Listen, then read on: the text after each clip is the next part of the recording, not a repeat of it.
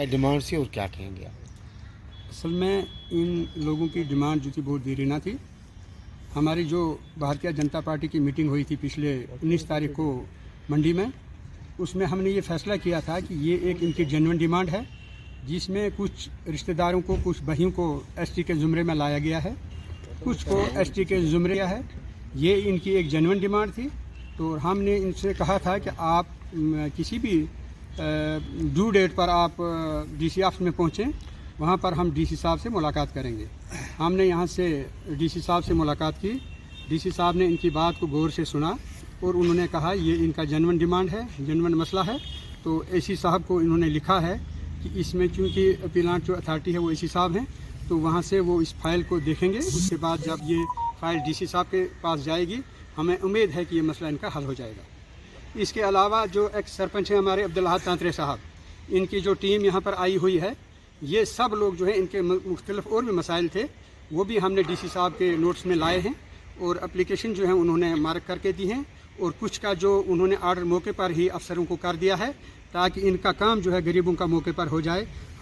میں ایک بار پھر ڈی سی صاحب کا شکریہ ادا کرتا ہوں کہ ایسے افسر کو ڈسٹرکٹ میں ہونا عوام کے لیے ایک نعمت ہے. یہ ایک نعمت ہے، یہ ڈی سی صاحب نہیں ہے، ایک نعمت ہے غریب عوام کے لیے، کیونکہ یہ ہر آدمی کا جو ہے، غریب کا، مسکین کا، ہر ایک کا بھلا کرتے ہیں. یہ لمبی چوڑی ڈیٹ نہیں دیتے ہیں بلکہ موقع پر ہی ڈیسیجن کرتے ہیں.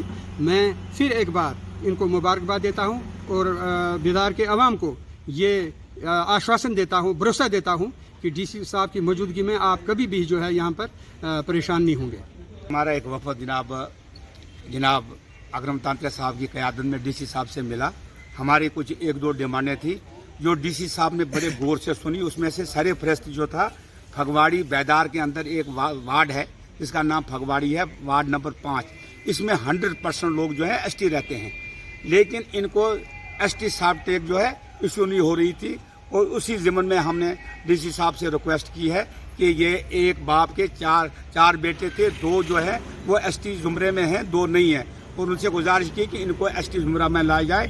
اور ہم ڈی سی صاحب کا تہ دل سے شکریہ ادا کرتے ہیں جنہوں نے ہماری بات کو غور سے سنا اور اے سی آر صاحب کی طرف انہوں نے جو اپلیکیشن مارک کی ہے اور انہوں نے یقین دہانی کرائی ہے کہ جو یہ آپ کا مسئلہ ہے یہ جائز ہے اور انشاءاللہ یہ پورا ہوگا. لیکن میں اپنی طرف سے میں ڈی سی صاحب کا تہ دل سے شکریہ ادا کرتا ہوں کہ چھوٹے چھوٹے بچے سے بھی جس پیار سے یہ بات کرتے ہیں اور جو کوئی مسئلہ ہو یہ سنتے ہیں، اس پر کارروائی بھی کرتے ہیں.